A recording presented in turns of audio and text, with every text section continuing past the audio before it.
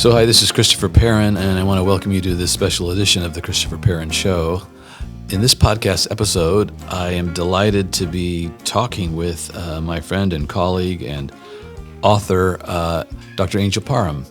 And Angel is a professor of sociology at the University of Virginia, and she works for the Institute for Advanced Studies in Culture there with James Davison Hunter and others. And she's also the founder of the Nyansa Community, which produces an after-school curriculum for students in lots of different settings. And you're busy. There's a lot that you do. You're a writer. You're lecturing. You're always doing research. You're creating new courses. But it's a delight to have you here. I wonder if, just to get started, you did co-author this book, The Black Intellectual Tradition, with Dr. Anika Prather, and that, this has been such a meaningful book over the past several years. People have really been blessed by it. Maybe we could just start with that, because it might be a way of giving your bio. Sure. What attracted you to this tradition? What pulled you into it? And why did you feel compelled to write a book about it? Yeah, it's a good question. Well, first, just thank you so much for this invitation. It's always such a pleasure and a privilege to be able to speak with you and to be able to do it in person, even better. Exactly. So, yes, that book is the culmination of a kind of many years of a journey that I never would have expected. So as you said, I'm a sociology professor. I have 3 degrees in sociology, none of which would lead you to think that I would write a book on classical education in the Black intellectual tradition. So I think it's a good question, what would lead me to that. So I would say, I think there are maybe 2 things. One is life experience, which I'll expand on more in just a moment. But the other, I think, is a kind of temperament and long-standing interest in the humanities. So although my degrees are in sociology, I started out in English and always wanted to be an English professor. And the vicissitudes of life were such that that did not happen. But I think it's an interesting way that God has brought me back to some first loves, with the added aspect of the many years of immersion in sociology and kind of contemplating issues of inequality and those who have been left out of so much of what others of us take for granted. So it's been an interesting kind of bringing together of those 2 things, which I think culminate in this kind of book, where you're looking at this wonderful classical tradition, and particularly at how a group of people who, many thought this isn't the kind of education for you, So the authors that Anika and I chronicle here, many of them had been enslaved. And so you wouldn't think, well, yeah, they should have a classical liberal arts education. But as Anna Julia Cooper, one of the primary scholars that we look at here, who spanned the 19th and the 20th century, argued for and lived really eloquently, her argument was that absolutely, the education needs to be all up and down the line, from the seamstress and the bricklayer, up to someone like herself who got her doctorate at the Sorbonne. And it's interesting because really what we find, I think what we found in this tradition, in the Black intellectual tradition, going back hundreds of years, in the Americas, thinking back especially to Phyllis Wheatley, is that actually those who have been the most on the margins are most in need of a freeing education, right? And that's the heart of what a liberal education is. It's an education that is fit for the person who's free, and also an education that makes one free. And so it's the kind of book that I think where our hope is, Anika and I are hoping that it will be for people, of course you would write that kind of book. And, of course we would want that kind of education for everyone, because it's just a natural fit. So some of its disposition, and then some of its, I talk about in the introduction for my part, is I really got into this through educating my own daughters. And so was trying to figure out what kind of education we were going to do, and we started homeschooling. And then a couple years in, a wonderful woman who you know, Danielle Bennett-Dukes, introduced me to classical homeschooling. And then she's also African-American, and so she also came at it really respecting and thinking very much about the Black intellectual tradition and African diaspora culture, and knowing the linkages already with the classical tradition. And so the way I was introduced to classical education was through that integration that Danielle helped me to see. And so I think it's really important for others to be able to know that they are also in this tradition. Your comments remind me of what you often say about the cultural crossroads that gave birth to what we often summarize as the classical tradition. Could you comment on that? Because your own life and this book is a kind of crossroads of traditions coming together, cultures coming together, the African experience, the American experience, a tradition of learning, of text, of reading, of liberal arts, being discovered, benefiting and blessing a group of people at different times, and then being handed down in different streams. Right. Because there is a stream that I think justifiably we can call the Black intellectual tradition. And a few people have criticized you and Anika for calling it the Black intellectual tradition by saying, I think they've been soft criticisms, but that what they've wanted to say is emphasize the fact that all of the classical tradition is a human tradition. So why do we need to make distinctions? And my response was always to say, because there are some distinctions. There are some historical realities. Yeah. There was Asia Minor. There was North Africa. There was Eastern Europe, Western Europe, the Mideast, all experiencing what we're now calling the classical tradition. Right. With a lot of interchange. Could you talk about that? Because I know that's something you love. Absolutely. Yeah. I like to think of and kind of frame classical education as being a crossroads in conversations approach. And with the crossroads, I'm thinking in particular about the Mediterranean crossroads, from which much of this emerged. So if you're reading many of the Greek writers, you are seeing references to these other cultures and traditions that they are drawing on. So when you read Herodotus, you see Herodotus talking about the science of the Egyptians and their calendrical system, and just really marveling at it and saying, gosh, the Greeks don't have anything nearly as good as this. These Egyptians really understand what they're doing. And then, of course, Herodotus, you can't take everything literally that he says. But one thing that's really interesting to me is the extent to which, he marvels at all of these different peoples and cultures. And he at one point says, it seems like so many of the best things come from these faraway places. And he's talking about India, and he's talking about, Ethiopia, and he's talking about even the furthest parts of Europe, which were not at the core of the Mediterranean world. That it's really when you go out and explore and you kind of learn and you bring back and enrich your own tradition that you got something really beautiful. And you also see in some of the Socratic dialogues, like I think of the Phaedrus, where Socrates is talking about the writing of the Egyptians and has a kind of critical take on it, and says, they're really clever over there in Egypt, but let's slow down, But even he's in dialogue with these different traditions. What do I take? What do I not take? And so I always like to say, what I am for is getting the history right. So the kind of sociological work I do is historical sociology. I do a lot of work in archives and trying to really deeply understand the history of a place. And so I am looking for an understanding of classical and Christian, which is really faithful to that nurturing crossroads. If we think about the Christian tradition as well, right? You've got so much is emerging out of the Middle East and North Africa and Southern Europe, right? And you are seeing travels and translations between those different ones.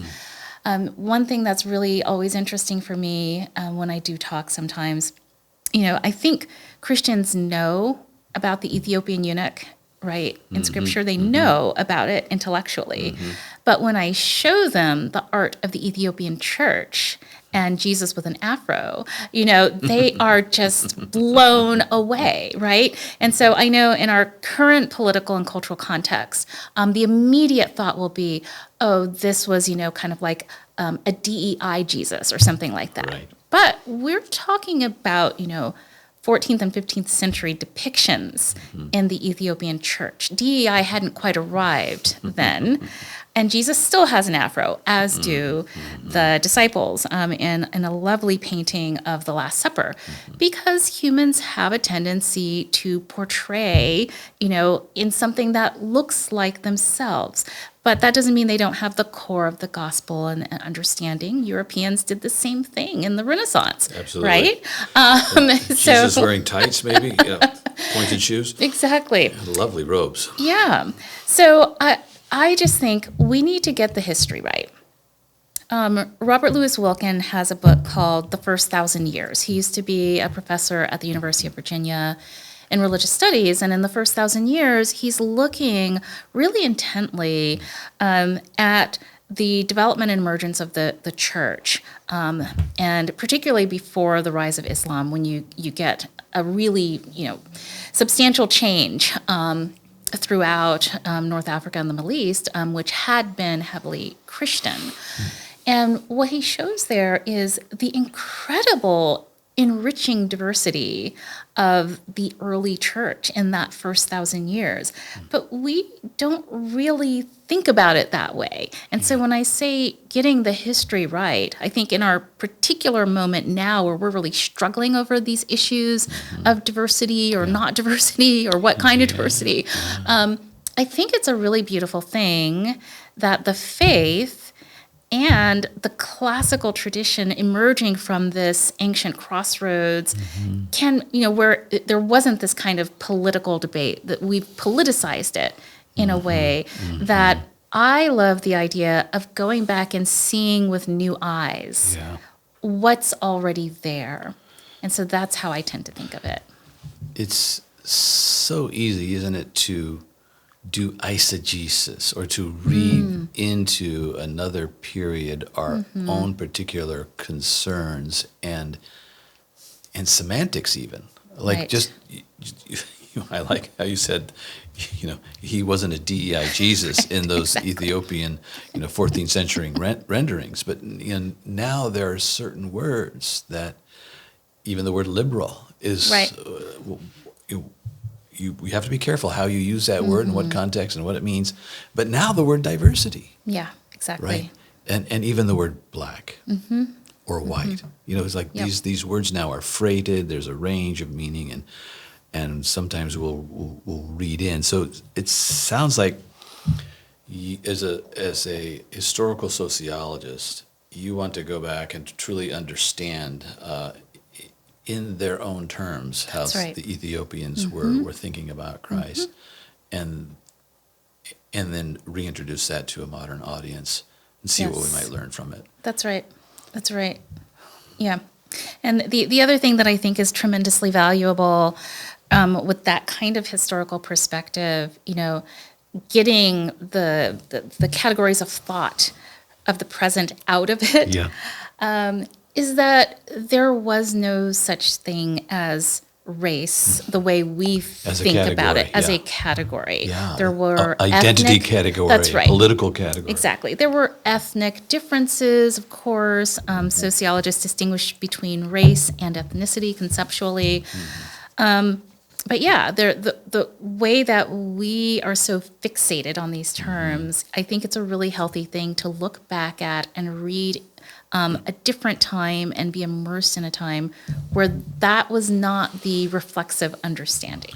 That actually is my biography in an interesting way, because I grew up in a Navy family. And by the time when I was 4, our family moved to Japan for 4 years, or one time I was 3. And then we went to Okinawa for 2. And then we came back to Alexandria, Virginia when I was like 10, from 10 to 12.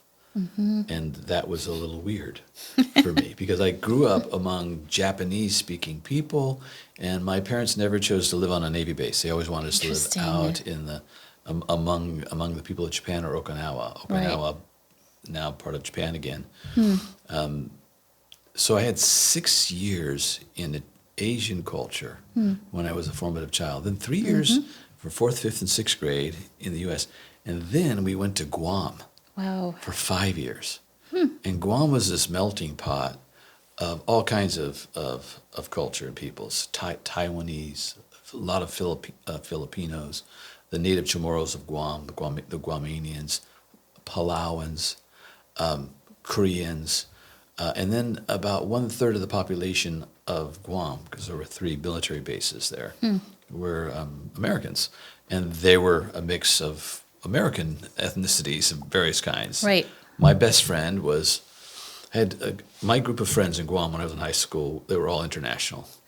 Only one of them was a white guy. Interesting. My best friend was a African American named Carl, and then a Filipino guy named Josh, and then a Guamanian guy named David. So. Wow. And yet we did experience some of the tribalism, some of the prejudices of these peoples being together, but remarkably also a tremendous sense of just unity. We were, I hate to even say this phrase in this environment, but I became colorblind.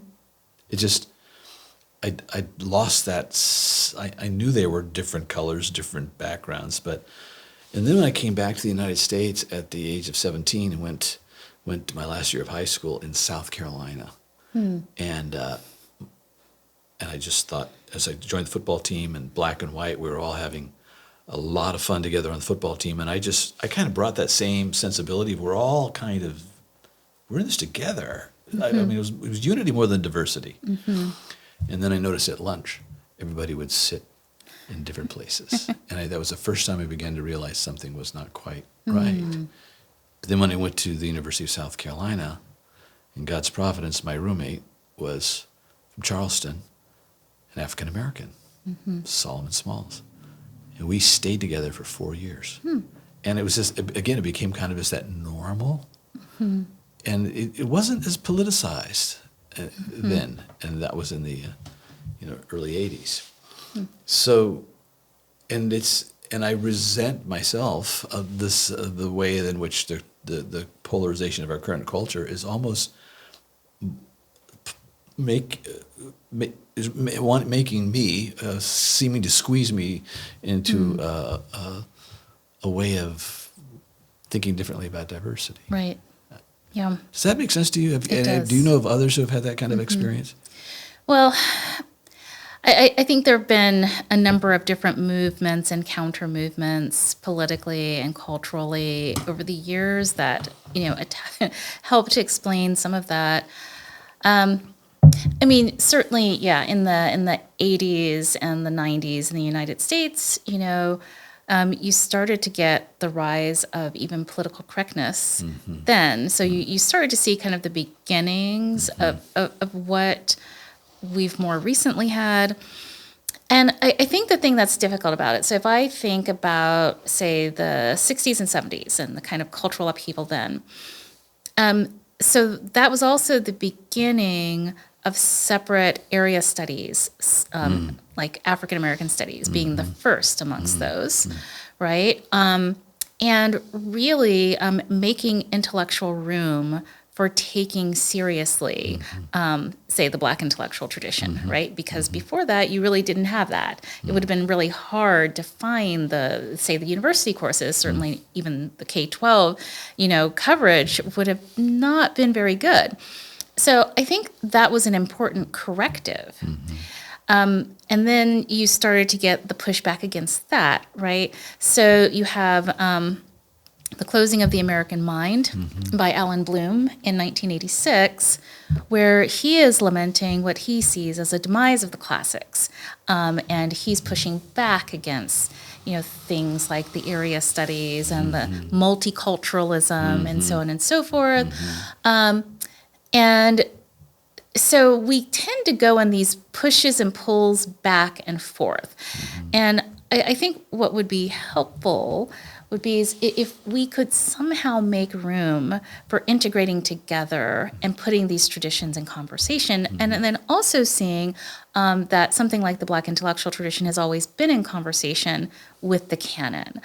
And we seem to have a really hard time doing that. We seem to have these kind of political waves and, kind of cultural waves, right? So then we had the rise of DEI, which had certain kinds of incarnations that I think some were more or less helpful than others. And then now we've got the counter wave to that.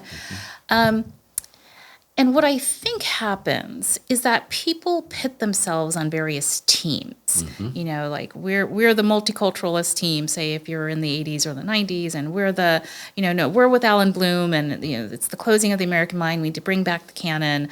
And rather than having this conversation and thinking in terms of crossroads and conversations, It's corners. It's corners. What That's camp right. are you in? That's right. And sometimes it's not your camp is not even chosen for you. Others will put you there based on a very quick response. That is right. And it's that kind of projection that has been so frustrating because there is an integration, there's a wholeness to things. And it reminds me of the difference between, in pedagogy, analysis and analogy. We want to, right. There's a place for analysis, of course. You put things apart to Right. see. You want to pull things apart, see their component parts, put them back together again. And you go from part to whole and whole to part. That's important, especially in science.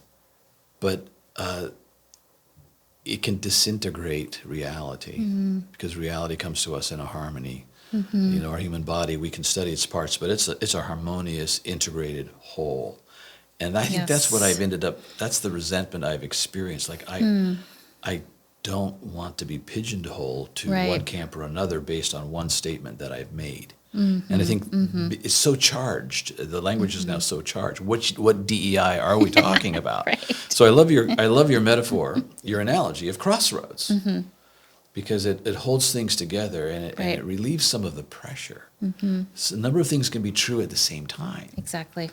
But we have this kind of bifurcated thinking that even if you use the word diversity, it must mean that you are now beholden to this whole ideological woke left movement of diversity, and that's what it is. Right. So how have you experienced any success among your students with students creating a kind of integrated approach where there is a more relaxed conversation that is this crossroads that you're speaking of? And could you give some examples of that maybe? Sure. So as you know, I work kind of across what I call the K-16 levels. And so it's come across in different kinds of incarnations. So at the K-12 level, it's been the work that I do in the community with Nyansa Classical Community. And very deliberately, so this is our 10th year, which is very exciting. But from the beginning, it's very intentionally been a conversation. So for instance, for our one of our curricula, we put into conversation the Iliad with the legend of Sundiata from Mali. Mali is in West Africa. And it's really fascinating how many of the themes are overlapping and speak to each other. Themes of courage, cultivation of virtue, consulting the gods, in war. Both of them, they're both war epics. Separated by, hundreds and hundreds of years, but they speak to each other in really, really fascinating ways. And so that's an example of one of the ways we do it. We've also got another curriculum that puts into conversation founding American documents and writers of the Black intellectual tradition, as well as some classic texts that speak to each other. And we've got a large group in Atlanta that their students just love it. They will read the section of Frederick Douglass's narrative where he's learning how to read, And it's a kind of a truncated experience because the wife of his mistress who's teaching him how to read is stopped by the master saying, you're going to unfit him to be a slave. And so he's just got, a smattering of letters, but he's got enough to see the light of freedom that this literacy is going to bring. And there's actually a part in the narrative where he talks about when he's now been deprived of these lessons. He talks about it being like he's being thrown down into a dark pit and he can't get out. We read that together with Plato's allegory of the cave. And it's a really wonderful combination to kind of get at the essence of, what does it mean to be in the cave? Like, what is the nature of truth? What is the nature of freedom?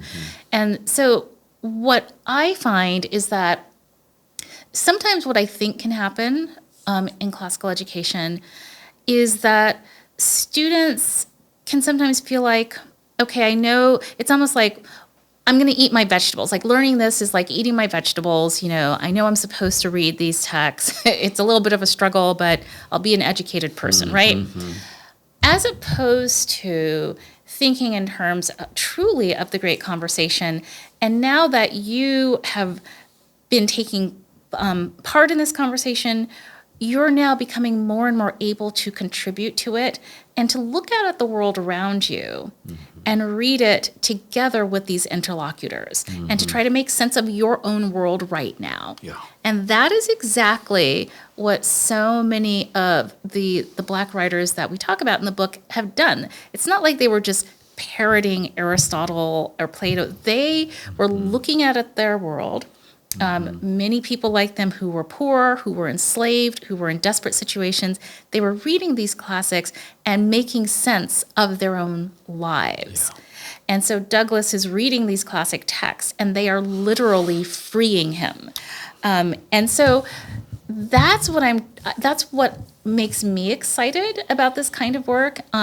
That's why I created Nyansa with some of the most challenged kids. They need it the most. And when you see the eyes light up and the dullness go away, being captured by the story, seeing something new, I say, it's a life and death thing for those kids. For my kids who didn't grow up in that kind of disadvantage, it's a good thing and it's an important thing to have a classical education. But for the least advantaged, it can literally be life or death having that education.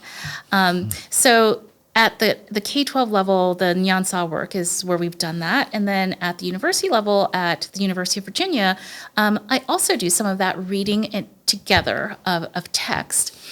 And what I've seen is that because so much of academia today has gone through this pushback against the classics and the canon, right? It's almost a kind of like, well, of course you're not going to be interested in that. You want to be up with the most recent trendy kind of intellectual wave of things. And so when I put the text into conversation with the classic and canonical text into conversation with more recent being 18th or 19th century, their minds come alive in a different way, right? And all of a sudden, it's not just, kind of rusty old texts that we're dusting off and, trying to seem to be smart, but actually, what is freedom? It really matters that I understand what freedom is, and I can also see in the lives of these other people who are very much, much less free than I am, struggling with it and how it transformed their lives. And so that question in our political moment today, I would say this question of what is freedom is really, really paramount. So there's the question of political freedom. We'll be celebrating the 250th next year. I think we should all be meditating. What is the essence of our political freedoms and how do we guarantee those freedoms? But then there's also, the freedom, intellectual freedom, the freedom of the mind. You're thinking about what's going on with AI and with the particular ways that social media is driven by algorithms that tend to kind of channel people's thought into a particular way. To what extent are we free in terms of our own thinking? Can we now trust what we see or don't see? So I think that reading these classic texts and putting them in a conversation with the challenges we're facing right now is absolutely essential. So to say that is to describe an assumption about what the world really is like. Just reflecting while you're speaking, I'm thinking you couldn't say these things unless you believe that truth exists and can be known. Absolutely. And that the truth is transracial. Yes. It's trans-temporal. It's eternal and unchanging, and it's human, therefore. That's right. And I love the way you use these words that have inter in them. You've used it, integrate, and then you said interlocutor, which is this idea that we're in a conversation together, and we are seekers, and regardless of the color of our skin or ethnicity or language and so forth, we share a common humanity, so we can be among one another and be blessed. And we can be black humans, and we can be white humans and brown humans, but to use those adjectives ought not to negate our common humanity and the fact that we live under a cosmic canopy of the truth and of truth, goodness, and beauty. Yes. And that's just, it's coming. You can see those assumptions just bleeding out of what you Absolutely. do. And then I think you're describing that you've been able to teach some courses where maybe not by announcing it, but just by doing it, you begin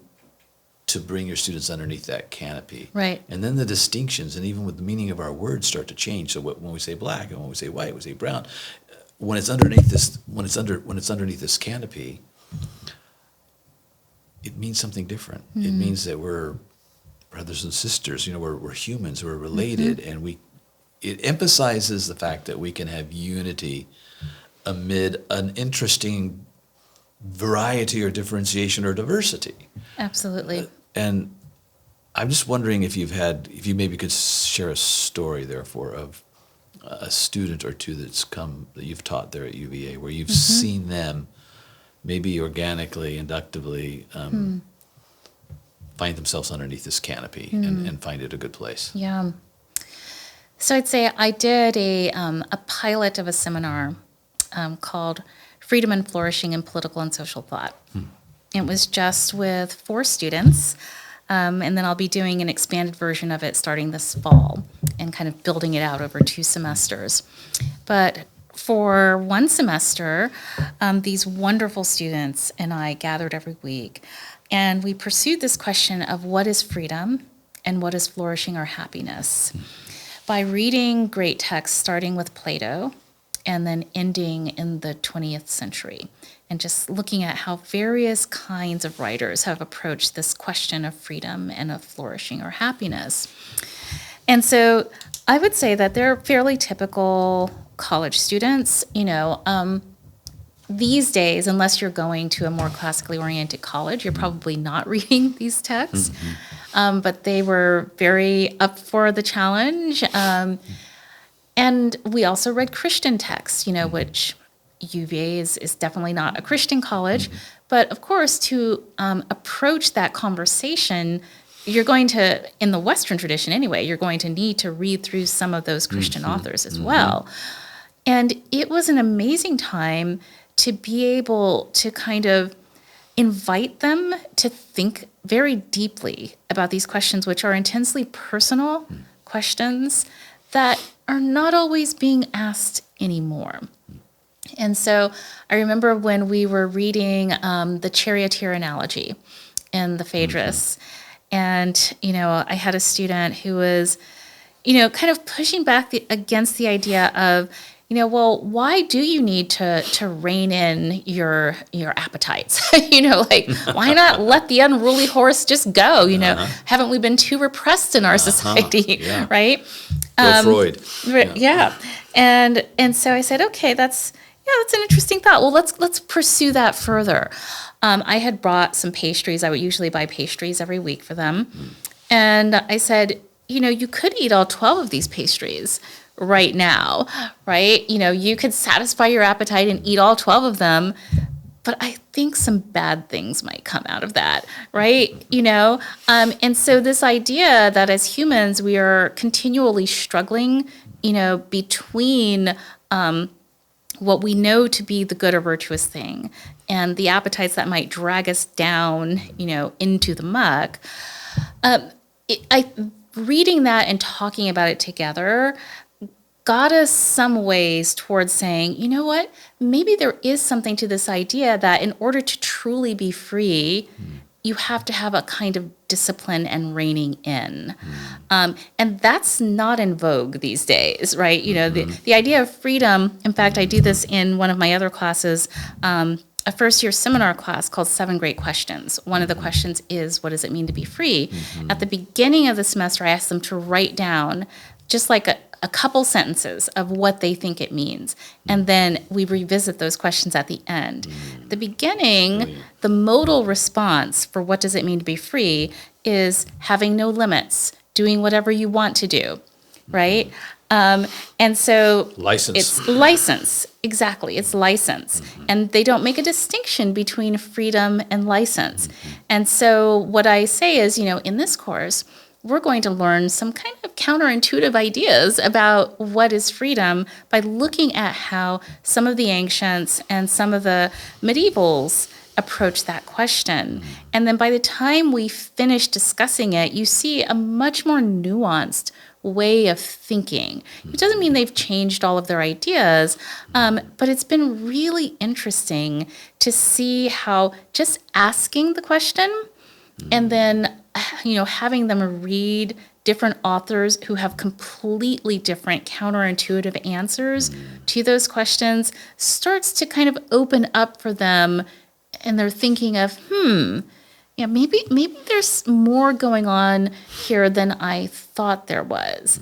So I definitely do find the questions and the text to be transformative in the thinking. So many think there's an etymological relationship between liber and liber. Liber being the bark of a tree, which was one of the technologies for creating a book. And how is it that a book would make one free? Right. And of course, back to the narrative of Frederick Douglass when he was beginning to learn letters and began to realize that if he didn't learn letters, he would stay a slave. Right. So there's something about even a book gives us freedom. Yes. Because it gives us access and it gives us a capacity. Like if you had to sign a contract to purchase a car or anything important that involved a good bit of your wealth that you'd worked very hard to acquire, and someone said, sign here, and you couldn't read what you were signing, exactly. Who's free? That's right. So there's the word libertas. And at St. John's College, there's this lovely motto where it uses the word for book, liber, and a word for liberis, which can mean children, the free ones, and also a word that means libra, which means a scale, like we're weighing, we're pondering. Right. It's a wonderful pun. But in our word freedom, we don't have those connotations. We don't have those etymological conversations going on in our heads. That's right. But liberty is related to library. Yep. So. Did your students, when they came back to revisit their original definitions of freedom, were they surprised? How did they respond? And did they modify their definitions? Yeah. So by the end, then they write longer essays on some of those questions. And so the ones who are writing on freedom, you definitely see them much more careful, invoking the readings that we've seen, thinking about, it's really, so for instance, we have these, there's a very close relationship between the idea of happiness and freedom, right? And so that's why this other seminar is on freedom and flourishing, because in our culture today, often we collapse the two of them. The idea is that I'll be happy when I can be as free as possible of social convention or of, whatever, people telling me what to do, whatever it might be. Yes. And I push back in the course of the semester and I say, what if we have someone who their idea of happiness is going out and drinking to drunkenness and doing various kinds of hard drugs every day? Like, that's their vision of happiness and freedom. Do you think they're really happy? I said, well, that's happiness for them. It's like, that's interesting. Let's probe that some more. I'd say by the time we get to the end and they're writing up their essays, I do see very clear references to those kinds of discussions and to the text saying, maybe there is something where that person's the shaping of their desires maybe has been done in such a way that it's not really making them happy. And so I do see it coming in there in interesting ways. I'm sorry, but I'm going to etymology again because when you said freedom and flourishing, first of all, I just love the poetic alliteration there. Makes me want to take the course. Freedom and flourishing. But, flora, a flower. When is a flower free? When is a flower most free? It's free when it can do what it does according to its nature, to bloom. And not when it's cut off from its source, right? Exactly. But it's rooted, it can get nourishment. There needs to be water, there needs to be good soil, and there needs to be sunlight in order for it to act and be according to its nature and to grow. So there's another assumption that I see working in your thought, which is that there is a nature to things. There's a nature to being a human being. Right. And humans flourish under certain conditions. When are we most free to be ourselves? And I'm remembering somebody who said it this way: freedom is not doing what you want to do. Freedom is having the power to do what you know you should do. Right.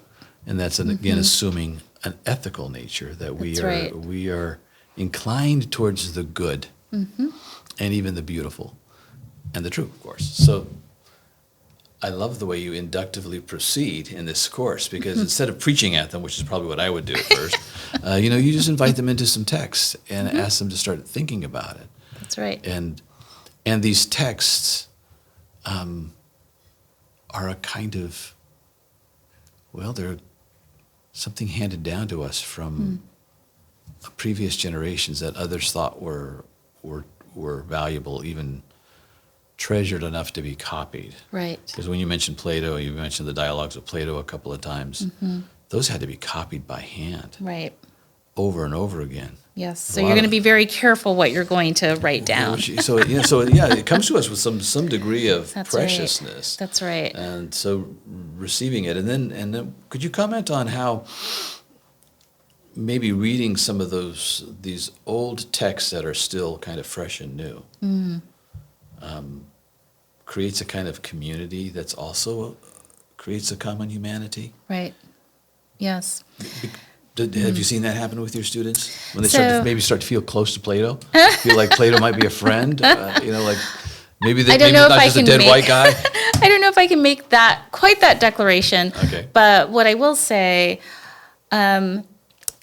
is I try to do some scaffolding for them so that will happen by requiring that they keep Commonplace books and that they write by hand. So when you talk about writing by hand and the importance of that, what I explain to them is, this might seem strange to you, but I know that the typical student, whether it's K-12, college, graduate school, is not going to remember a good deal of what I say or even of what they have read.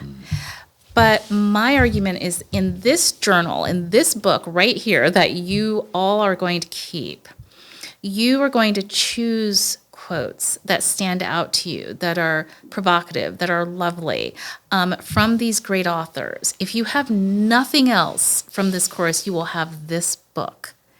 And to go back to flora, we can think of the florilegium tradition, right? And the idea of the... Please explain that, what that means, florilegium. Right. So it's a way. Often there's a kind of analogy of the bees gathering the best from each different flower, and going back to create honey. And there's a kind of analogy with reading that when you're keeping a commonplace book, you are gathering the best from the different flowers, and putting it into this journal, that is going to, you can then go back to consult it. And so there's a way in which you're creating the honey, kind of intellectually. You're creating this honey by going to these different flowers of learning and bringing them together in your own book in a very unique way. And so that's what I want them to have, is they may forget what I say, they may forget much of what they read, but they will have this beautiful book that will have these quotes that they have chosen, that they then also comment on. And years later, if they only have that commonplace book from the 7 Great Questions class, I feel that I will have succeeded. And so what I'm trying to scaffold for them is an experience where they are becoming friends with these authors, because they are now having to write it down. And I'm very picky about them manually writing it. Because, as you said, when you've got to write something down, you have to choose very carefully what you're going to write. So you can't cut and paste it. And then there's also all of the kind of cognitive work that's going on, because I tell them, feel free to use ellipses. So choose what is the core of, say, maybe a whole page. Use ellipses judiciously so that so then you're having to make choices. What is the main idea here? What is the most important? And then you're going to have to assign themes, and connect it all together. So there's so much that's going on there. And then what I explain to them in terms of the friendship with the authors is I explain that in my commonplace book, and I share examples from it. I will then have notes where I've got running commentary on what I agree with the writer on, what I disagree with the writer on. And so we are having a conversation in the book, which I invite them to also have with the authors that they're writing on. And then I explain, then when I go and travel, I don't have to take 50 books. I take one commonplace book that's got, more than 100 quotes in it, where I've got this whole conversation that's been going on. So that's what I'm trying to set up for them, is a way of relating to the writers and getting out of this idea of, okay, I've checked one more course off, I've got my 3 credits for that, and I managed to get an A, on to the next thing. That it's really about this sustained conversation with good authors, and that they are now going to be able to enter into this conversation. And I can't claim that all of that is happening in all of my classes for every student, but like I said, if they at least come away with a good commonplace book, I feel that I have, gained some ground in the battle. Boy, that's remarkable. And I mean that as a pun as well. It's remarkable. If this one practice were retrieved, I think it would lead to lots of other good things that we'd have to take time to enumerate, because it creates contemplation, it creates meditation, it creates a space for deep thought to receive. It's a way of reading that's been lost. We read for information rather than formation. That's right. But a conversation with one of these great authors can be transformative. And another thing you said, which I think is just really important, you said that when you're working with a commonplace book, a florilegium, a book of flowers, you have to choose which flower do you want to press into that book, or what pollen do you want to take back to the hive to make honey. But you're making something sweet for yourself. Right. You're nourishing yourself. You want this honey. We all want this honey. Right. And so I'm thinking of Proverbs, and this wisdom is sweet and honey to the tongue, and this kind of thing. We want that. But then you said you have to carefully select. And so I'm sorry, I'm going to do it again. I'm going to etymology. But you have these interwords, the word intelligere, which is the root for for understanding, it means inter, among, and lego, to choose. You have to choose from among, Yes. even to understand something. There's a metaphor in that word.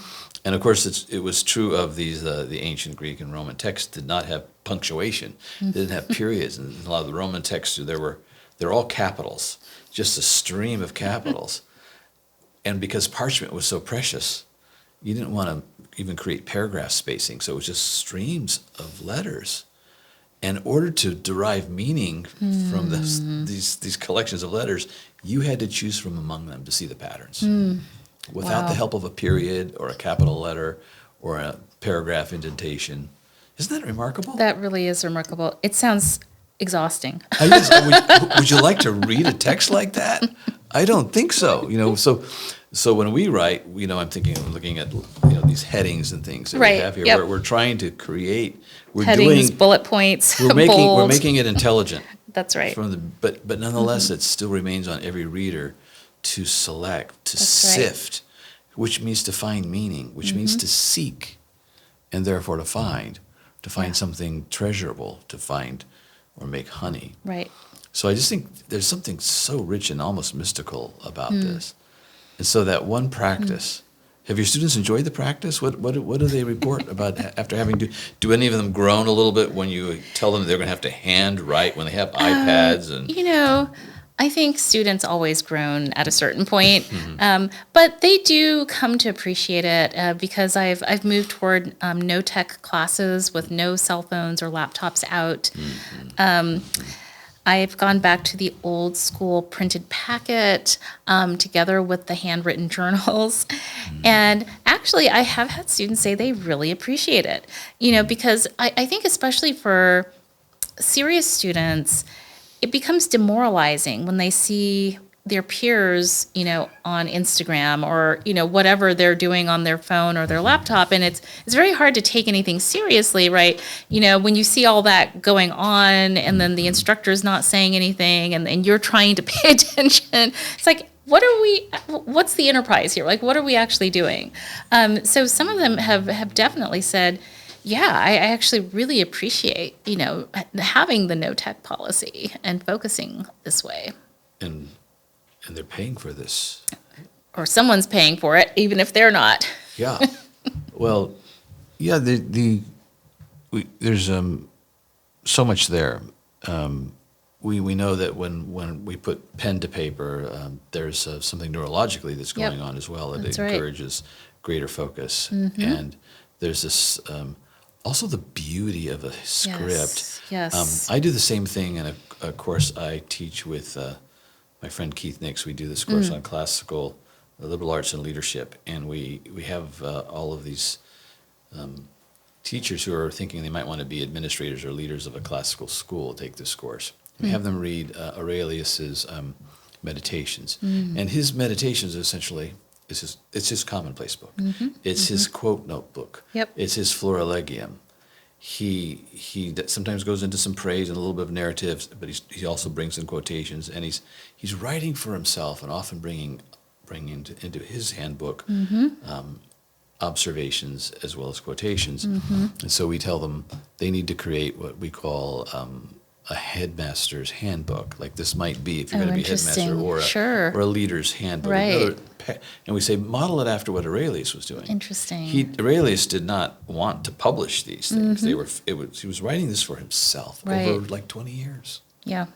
So there's an odyssey there for you, a 20-year journey where you can see him reflecting, growing, thinking in conversation with himself and others. So that's a Florilegium. It's an old practice. It is. And then the students, what I observed anyway, is that there's some, and in every case I want to say, except for one, it was the women who created these extraordinarily beautiful journals. Sometimes with one woman was also trained as a visual artist, and she would sketch things that she was observing. It's amazing. She would draw diagrams on the sides. She would create like these graphic diagrams of an idea and a thought. And sometimes she would actually do like a little watercolor or painting. My And goodness. she had one of those lovely leather journals. Yes. And so everybody wanted to see what she was writing, Yes. just because of the beauty of it. That's right. And so all these That's things right. begin to kind of integrate in a way that you realize, So when you say that, I have to let's see it. bring out, I was doing something for a group, a talk, and I mentioned Commonplace books, and I did my usual, kind of evangelistic spiel on how important they are. And the leader made that a gift to me, this beautiful leather. And then I used these, I'm one of the moleskin notebook kind of people. Yes, yep. I've done the same. And so don't worry about that. That's all of my papers falling out. Yes, lovely. But yeah, so this is the other thing I try to encourage them in is I say, find something beautiful, right? So when you invest in something like this, or the person who gave this to me as a gift, it's a very nice, but it's refillable, and so then I can just take one notebook out as it's done and refill it. And then I write with a beautiful fountain pen, so it really does bring, the kind of embodied aspect to the intellectual life, where you're putting together something beautiful, but that's also intellectually really vibrant. And so I think when I talk to my students, I say, I want you to make this beautiful, or choose a beautiful journal. Don't just kind of slap something. Don't just get A mead composition book. Exactly. So all of that really makes a difference. The other thing that I would say, thinking in terms of the historical work that I do, one of the things that kind of keeps me up at night is thinking about what is going to be written of our culture, 100 years from now, 500 years from now.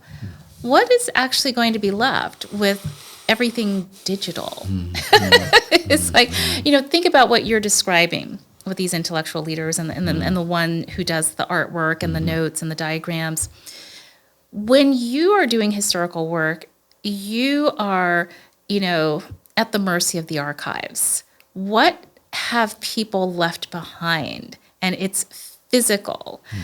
We have digital archives now, but as anyone knows, the technology changes so quickly.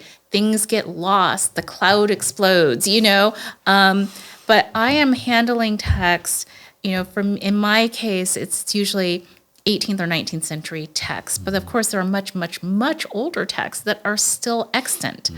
And that is where, when you can put your hands on the thing, it really matters. And I think this is something that many people underestimate today. Well, we'll just put it in the cloud and, but just imagine, a whole generation of people doing Commonplace books, writing, because we don't write letters anymore, right? We used to have these great correspondences between what we've lost now in terms, it's tragic what we've lost because all those emails, most of them are not going to be in the archives. So keeping Commonplace books, even within your family, imagine having your grandfather's Commonplace books, right? So there's so much more at stake, I think, than we really understand is at stake. If we are just sending our texts and our emails and saving everything to the cloud, when you think about passing on the tradition and being part of the great conversation, the tangibility of it is part of it. Yeah. I so agree. It seems to me, just looking at your Commonplace book, your Florilegium, that was given to you as a gift, already there's these lovely integrations starting to layer, just centered around that. Yes. There's the leather of the cow. It's would you hand it to me again? Sure. And there's this it's a tree or a vine, and that's already, we could go into the entire tradition just with this image of a tree. Psalm 1, et cetera. Education is cultivating a garden. Every child like a tree. It's true. There's There's truth. The truth, goodness, and beauty are all here together. Yes, they're in absolutely. a conversation. They are. Even in this artifact. That's right. And then you can hand it down. It's a gift to the next generation, perhaps, or it's even a gift to the people who are seeing you do it in real time in a class that you're teaching. And it reminds me of the word tradition. Therefore, it's like Yes, we're the handing on. We're That's right. tradere to hand over. So there's so many things kind of singing together in this practice and in the artifact. And I think that's a great way maybe to kind of sum up that, as you've written this book, The Black Intellectual Tradition, as you've given a lot of thought to doing on historical sociology, you're one of those scholars who wants to recover the classical tradition of education and teaching and learning as a tradition, hand it down to university students from all different kinds of backgrounds and put them under one canopy. That's something that the Latins used to call humanitas. It just meant to be educated as a human being, Yes. regardless of your color, background, language, and your food preference. So I love that about you. I think it would be good, just as we're closing, to mention a few things. Where you teach again, how people can find you. The fact that we're both a part of the Alcuin Fellowship. Yes. We're a group of scholar practitioners who get together once a year for retreats, sometimes more than that. We have chapters around the country, no more than about 30 or 35 people gathering. And you can learn more about the Alcuin Fellowship at alcuinfellowship.com. That's good to note. It's good to remember this book, The Black Intellectual Tradition. Be great for some of our viewers or listeners to take a look at that book if you're at all interested in this conversation that we've had. But how can people reach out to you, learn more about you? Tell us, was there a website or two where people can go? Sure, yes. So I am at the University of Virginia. I'm in the sociology department, but also the Institute for Advanced Studies in Culture. And the Institute is very special because what James Davison Hunter, the founder, has done there is to bring scholars together across disciplines to ask the big questions about the good life and the good society. And so it's been a beautiful place to be at the University of Virginia, to be with other scholars who ask those kinds of questions. Very easy to reach me. It's just AA and my last name, Parham, Parham at virginia.edu is the simple way to do it. And then for those who are interested in the K-12 work, I do Nyansa Classical Community. And that word Nyansa is very special. It's an Akan word from West Africa that means wisdom. It's N as in Nancy, Y-A, N as in Nancy, S-A. Nyansa Classical Community. .org, and you find all of our information there. You can, now I feel like an advertiser. And you can also find Dr. Parham at classicalu.com. Yes, this is true. You recorded a course with your co-author, That's right. Anika Prather, on the Black Intellectual Tradition. Yes. So anyone wants to see you teaching, and Anika as well, through that book, we recommend that. And I just want to thank all of you who are watching or listening for tuning into this episode of the Christopher Perrin Show. Thank you very much. We appreciate what you're doing. And why don't you go out and get yourself a Flora Legium or Commonplace book? I encourage it. Thanks again for watching or listening. I'd like to thank you for watching or listening to the Christopher Perrin Show. And to do that, I can give you a coupon code that will give you 10% off on anything that you might care to order at classicalacademicpress.com. And the coupon code is simply CP Show. Thanks again for listening or watching.